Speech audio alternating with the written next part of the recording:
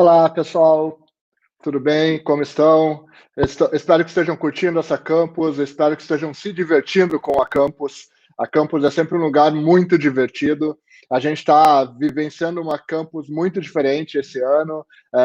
Eu até vi outro dia o Tonico comentando que falta o abraço, falta a proximidade, mas obviamente a gente está aqui para tentar expandir num momento tão delicado da sociedade, do mundo, uma mensagem legal e trazer um recado importante para todo mundo que está aqui nos acompanhando. Né? Acompanhe um pouquinho da Rebeca aqui contando os estudos dela.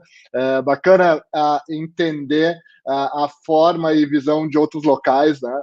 Mas agora a gente vai trazer uma visão muito sobre como é que a gente pode usar dados para transformar o mundo num lugar melhor, né? Como é que a gente potencializa ou aperfeiçoa o que a gente faz através da informação ou através da tecnologia da informação e dos dados, né? Então, eu vou dar uma mergulhada agora nesse universo junto com vocês, nesses próximos 30 minutos que vocês vão estar comigo aqui. E é um prazer estar aqui nessa campus global, falando para tanta gente aqui conectada e tanta gente legal nesse espaço aqui, tá? Deixa eu já agradecer, porque no final acaba ficando corrido, o convite do Tonico, o convite do Paco e o time de apoio, Giacomo, aqui por trás também. Então, acho que é super importante esse pessoal que está fazendo, esse time que está fazendo tudo isso acontecer. Para quem não me conhece, meu nome é Ricardo Capra, como vocês já perceberam, eu sou brasileiro, né? Então falando, vou fazer essa palestra em português, os slides vão estar aqui em inglês para acompanhar, mas vou fazer essa palestra em português por, obviamente, ter trazido um conteúdo bem específico para isso. Eu sou um cientista de dados, no meu dia a dia eu lidero um time de ciência de dados, então eu estudo dados para transformar isso em informação mais qualificada, organizada e visual para apoiar processos de tomada de decisão. Faz um bom tempo que eu faço isso, para ser mais objetivo, o Capra Institute, o Capra Lab, a empresa Capra existe já há 22 anos, é uma empresa que nasceu lá em 1999, né? Então a gente está aí chegando num patamar bem importante e a gente é um laboratório de ciência de dados. O que a gente faz é pesquisar esse universo de Big Data, criar metodologias para que a ciência de dados seja mais fácil e mais prática de usar dentro de negócios. E, em cima disso, coloca uma camada de acelerar a cultura analítica de organizações e da sociedade. Então, a gente cria instrumentos para acelerar a adoção de tecnologia da informação e a cultura analítica da sociedade de uma forma geral. O que eu vou trazer para vocês é muito disso, é como que a gente ajuda a modelar e moldar um futuro mais analítico. Muito do que eu vou trazer para vocês faz parte dos estudos dos nossos grupos de pesquisa, nossos analistas e cientistas que estão espalhados pelo mundo. Então, eu vou trazer isso decodificado. É importante comentar que os nossos métodos que a gente vai trazer e contar um pouquinho aqui, eles são usados em empresas de todo mundo. A gente tem clientes em todo mundo, desde passando por Google, governo americano, Banco Mundial, Unilever Global, Rede Globo, que está em vários países aí também, né? Embev, Gerdau, Santander. Então, são empresas que a gente atende no nível global e o que a gente ajuda eles a fazer, o que a gente leva como mentalidade é torturar os dados até que confesse alguma coisa importante. Então, isso que vocês estão vendo é um dos nossos laboratórios. Nós temos alguns laboratórios espalhados pelo mundo dentro de clientes ou em espaços próprios para ficar analisando e construindo soluções através dos dados. Essa aqui, que vocês estão vendo especificamente, fica em São Paulo.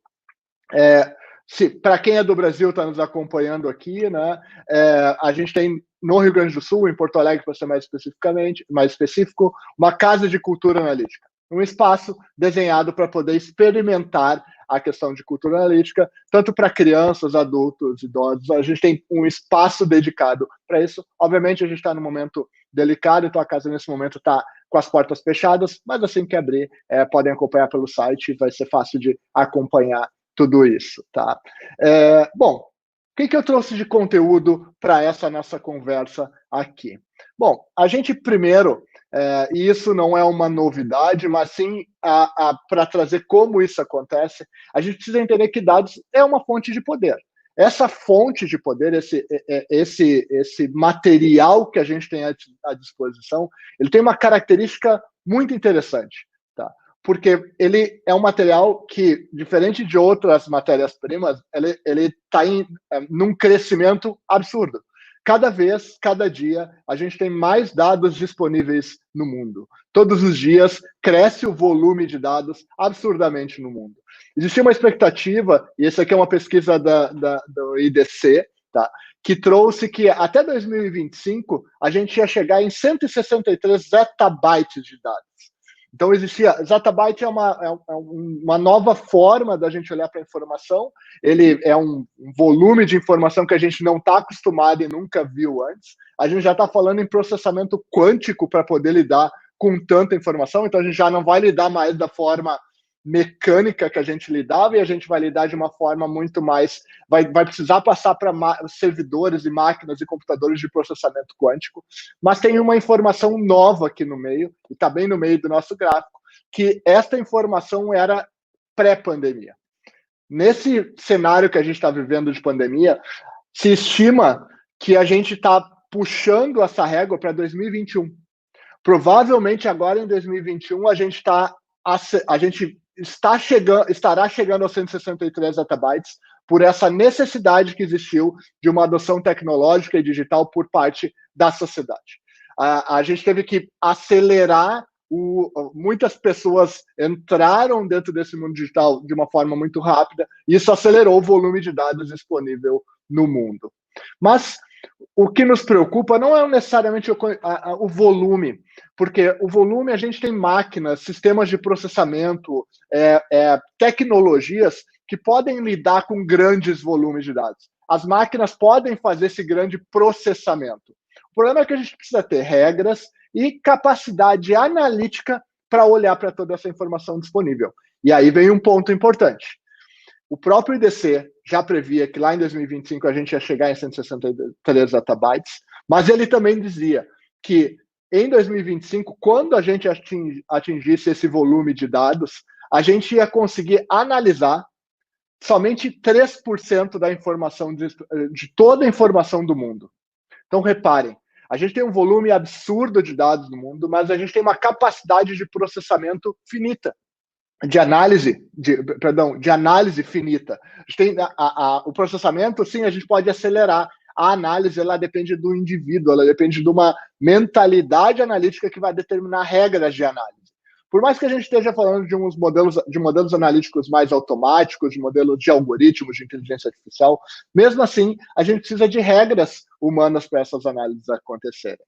Então, sim, a gente está indo para um mundo cada vez mais conectado e com tecnologia analítica para nos ajudar no processo decisório.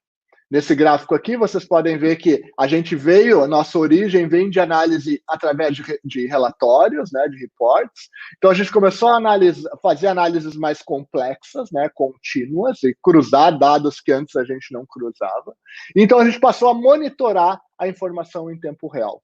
Então, a gente passou a olhar e observar a informação em tempo real. Então, empresas, organizações, governos, hoje têm sistemas de monitoramento para acompanhar em tempo real o que está acontecendo com os negócios e com a sociedade. Então, é possível hoje eu tomar uma decisão em tempo real. E essas regras do que eu aprendo quando eu estou monitorando a informação em tempo real fazem com que eu crie algoritmos e inteligência artificial melhor. Então, eu posso hoje aperfeiçoar a minha modelagem de construção de algoritmos e acelerar minhas regras para inteligência artificial graças ao volume de informação que eu estou conseguindo captar e aprender a partir disso. Então, o que a gente está vendo nesse gráfico é que só a gente precisa complementar esse bloco de informação, como a gente está vendo nesse gráfico. Então, ele é crescente, porque eu tenho que gerar conhecimento para os algoritmos e para a inteligência artificial. Como vocês podem ver, eu trouxe de novo o tracejado aqui de pós-pandemia e pré-pandemia.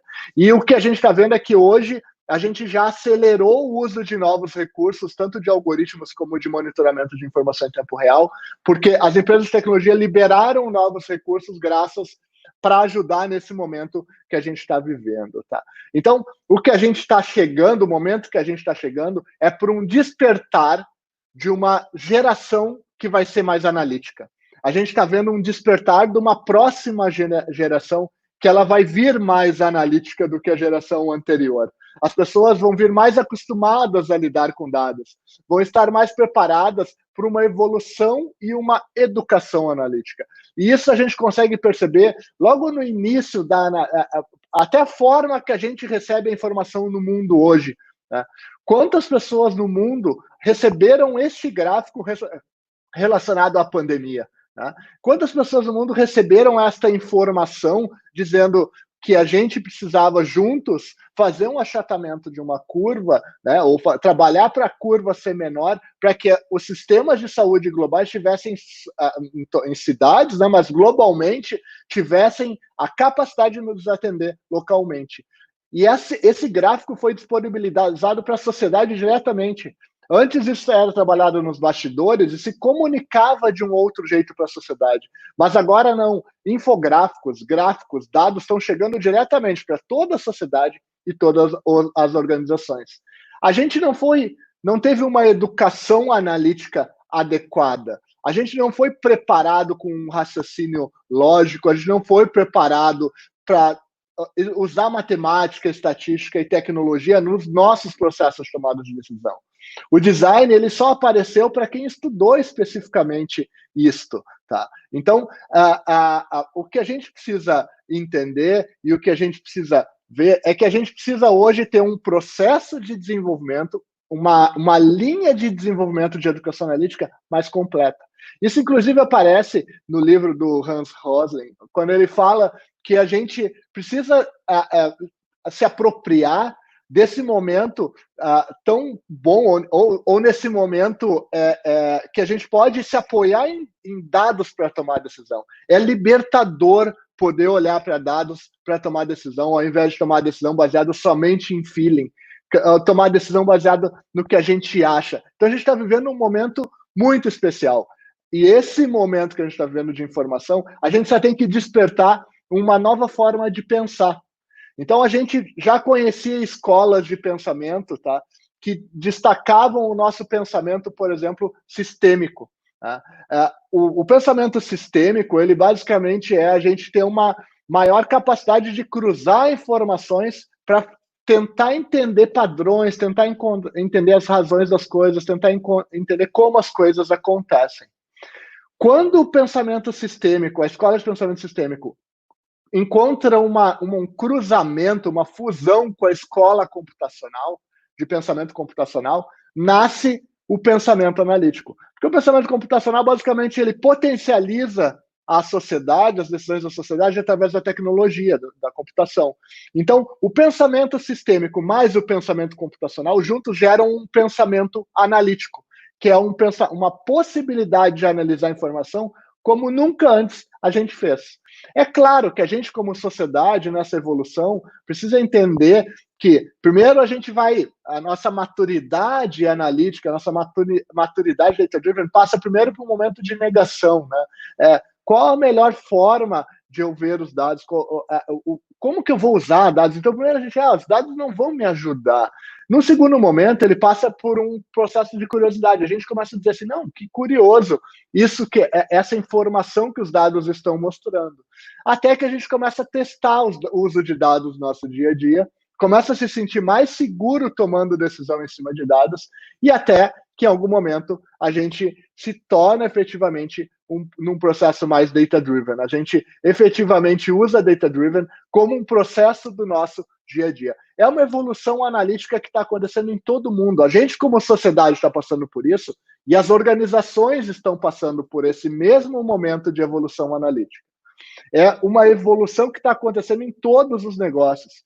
A evolução analítica dentro dos negócios aconteceu dentro de uma camada que a gente chamava de business intelligence, que era reportes, análises, dashboards, que ajudavam no dia a dia de tomada de decisão. E isso invadiu uma camada muito mais que hoje ajuda no processo de inovação, otimização, uma modelagem mais preditiva, criação de forecasting.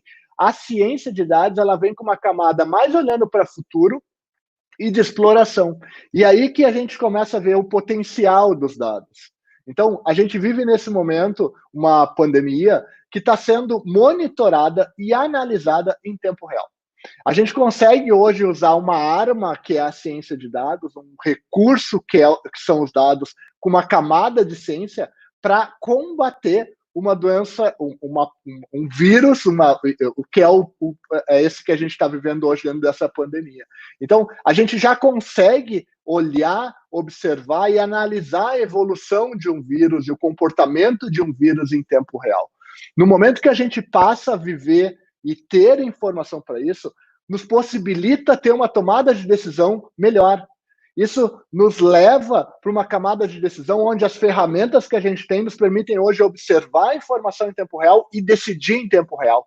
É a primeira vez na sociedade que a gente consegue fazer alguma coisa, na humanidade, que a gente consegue fazer alguma coisa desse tipo. Então a gente está vivendo um momento que ele é muito duro com relação a um vírus que está atacando todo mundo, mas que, por outro lado, a gente tem uma camada de informação que a gente nunca teve antes para nos ajudar.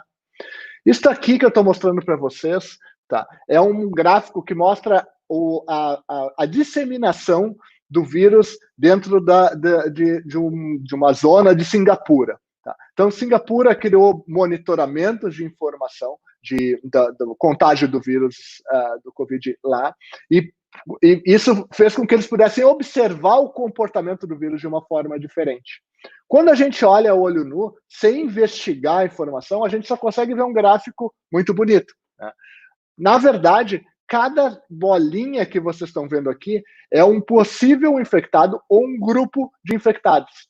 E quando eu dou destaque para a informação, eu consigo enxergar onde é que estão os grupos focais de disseminação da doença. Então, eu consigo fazer um plano de ação baseado numa informação que eu tenho em tempo real para conter a disseminação de um determinado vírus, que me possibilite tomar ação para reter uma evolução de um vírus dentro de uma região. É claro que dentro do processo de tomada de decisão eu tenho informação disponível, mas tem muitos fatores envolvidos dentro dessa decisão. Então, obviamente, a gente, dentro dos nossos países, cidades, a gente pode ter algum ponto de crítica com relação ao que o governo está fazendo, o jeito que os líderes estão tomando decisão, mas a informação disponível está disponível para todos. A gente tem uma informação de muita qualidade. É óbvio que até nesse caso de Singapura, quando a gente começa a observar isso, a gente também tem que entender que dados, eles podem ser uma coisa muito perigosa também.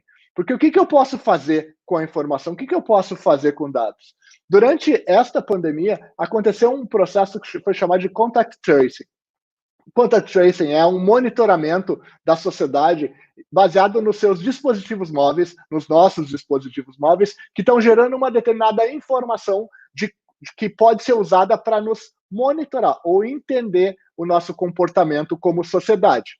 O que eu quero dizer com isso? Isso saiu em vários locais de mídia, Google, Apple, disponibilizaram ferramentas para que a sociedade pudesse informar e usar isso.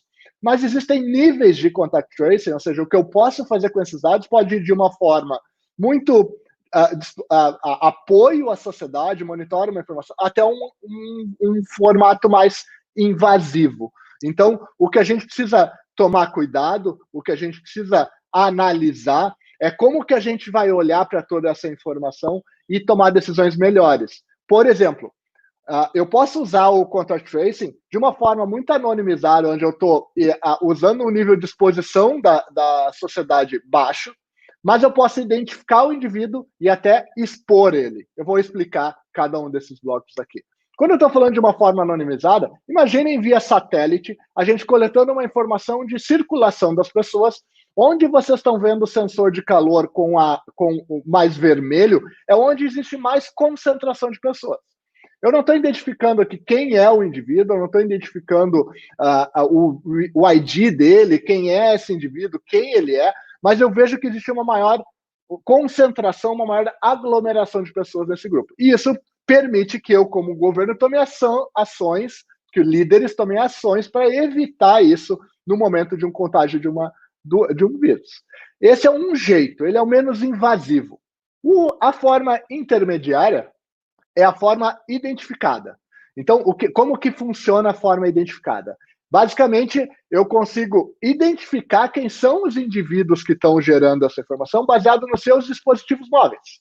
eu pego os dados dos dispositivos móveis e, baseado nesta informação, eu pego a localização dessas pessoas. O videozinho que eu estou mostrando para vocês vai chegar exatamente nesta parte, tá? Onde a gente vai mostrar que as pessoas são monitoradas e acompanham a evolução do vírus dentro dos seus dispositivos móveis. E baseado no indivíduo, eu pego quem está em torno dele e digo quantas pessoas tem de distância dentro dele. Então, essa é uma forma que eu identifico um indivíduo e consigo ver em torno daquele indivíduo quantas pessoas têm o comportamento. Então, tem mais de 25 milhões de pessoas que estão sendo traqueadas e devices que estão sendo monitorados hoje no mundo, no modelo identificado, pode ser identificado. Lembrando, aqui eu tenho uma opção de eu entrar nesse serviço e fornecer meus dados. Então, a Apple e Google fizeram uma opção de, tu quer fornecer tua informação para proteger a sociedade?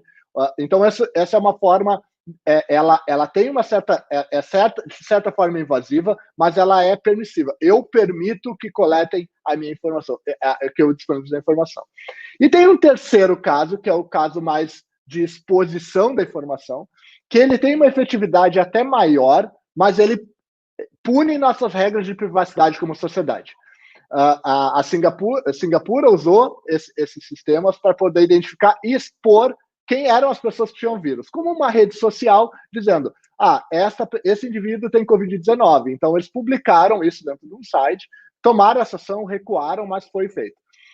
O que essas tecnologias permitem? Elas permitem que eu monitore o comportamento do vírus dentro de uma rede, para entender qual pessoa está conectada com qual grupo de pessoas e nessas redes entender como que se dissemina o vírus.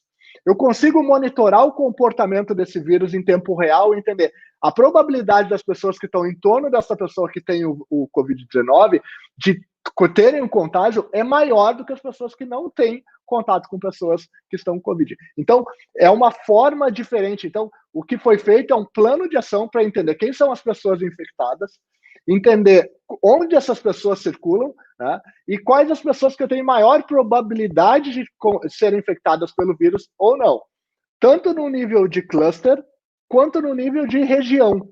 E com esse tipo de análise mais profunda, eu consigo criar um plano de ação dizendo essas pessoas são infectadas, têm o potencial de infectar, então tem que tomar ação de isolamento sobre esses indivíduos, porque eles têm o potencial de infectar outras pessoas dentro do mesmo grupo. Então, mantém esse outro grupo aqui na quarentena. Isso é um plano de ação estruturado para uma tomada de decisão usando dados para evitar a disseminação de um vírus em rede. Então, é um processo de investigação, um processo de criar uma camada de gestão do risco do vírus se espalhar e, obviamente, um processo de, a partir da classificação dessas pessoas, identificação dessas pessoas, gerenciar melhor como essas pessoas podem ficar dentro de uma zona de controle para evitar a disseminação de algo. Então, o que a gente precisa fazer é, entendendo, obviamente, os limites de privacidade, de controle da sociedade, que, obviamente, isso precisa ter regras, leis que protejam a sociedade, mas, ao mesmo tempo, entender que os dados podem ser uma forma de empoderar as melhores ideias do mundo, de dar mais poder para que as ideias ajudem a proteger a sociedade. Por exemplo, nesta primeira pandemia que a gente está vivendo, que é em tempo real, a gente viu, por exemplo, esse dashboard aqui, né, que foi muito utilizado durante todo o período da Johns Hopkins, né, que monitorou, foi usado por muitos países, por muitos pesquisadores. Eles abriram APIs para as informações poderem ser usadas abertamente, e isto fez com que o mundo tivesse uma qualidade de informação melhor sobre o vírus. Se não fosse informações e monitoramento de informações e coleta de dados, mesmo que públicos, mesmo que disponibilizados pela sociedade, para apoiar esse processo social, talvez o cenário pudesse ser muito pior. Se a gente não tivesse uma gestão da informação como a gente tem hoje, provavelmente a gente ia passar por esse vírus de um jeito muito mais catastrófico para o mundo, pelo formato dele, pelas características. Então, muitas atividades de retenção protegeram a sociedade. E esse é o potencial dos dados. A gente, claro, precisa entender ele como uma fonte de poder, precisa entender que ele pode ser uma coisa perigosa, mas como que a gente tira o melhor dos dados para nos ajudar dentro do protagonista? Como é que a gente potencializa as melhores ideias do mundo para a sociedade, para o mundo, para poder fazer isso acontecer? A gente sabe, e nesse momento está vivendo um momento muito digital do mundo. Se o presente é digital dessa forma, inevitavelmente o futuro vai ser cada vez mais analítico. A gente vai ter um futuro que vai ter pessoas, os nossos smartphones já carregam uma camada de analytics para a gente clicar e entender dados a partir de hoje. Nossos filhos, crianças nas nossas casas já estão olhando para uma camada de dados de um jeito diferente que a gente via até aqui. O meu recado é que a gente, encerrando aqui, tá? É que a gente tem uma camada de dados, uma camada de informação que hoje pode ajudar muito a sociedade e o mundo. Então, a gente pode usar os dados para potencializar as melhores decisões. O Giacomo me disse que a gente tem uma pergunta aqui. Então, vamos lá, Giacomo. Me conta o que é para a gente responder aqui para o público. Qual a pergunta que surgiu? A pergunta é qual a linguagem de programação que será a base desta nova geração? Linguagem R e Python está inclusa nessas ferramentas? Eu sempre tomo muito cuidado quando a gente vai falar de ferramentas, porque, na verdade, a mentalidade analítica é mais importante que a ferramenta. A linguagem de R para criação de modelos estatísticos, analíticos e potencialização de modelos mais complexos, e o Python para codificar isso e dar escala em tecnologia, são as ferramentas hoje no mundo que têm uma escala maior ou são mais utilizadas, sem dúvida nenhuma. Elas são as ferramentas mais utilizadas. Mas muito cuidado, porque amanhã pode surgir uma nova ferramenta, um novo recurso, uma nova disponibilidade de cruzamento. E o que a gente tem que fazer, a gente não pode estar limitado nos recursos instrumentais, ferramentas disponíveis. A gente tem que estar muito com o pensamento, com a mentalidade, com que tipo de descoberta eu posso fazer entre os dados e talvez o uso da ferramenta. A gente tem um portfólio de ferramentas lá que mostram 1 milhão de ferramentas disponíveis para a gente poder usar. A questão não é tanto o despertar da ferramenta, mas, sem dúvida, essas duas ferramentas, o R para modelagem de modelos complexos, modelagens matemáticas, modelagens estatísticas, e o Python para escala, processamento e codificação para isso, são algumas das mais utilizadas. Tá? Mais alguma pergunta, Giacomo? Capra, mas até 2025 será possível criar uma inteligência artificial que identifique todos esses databytes?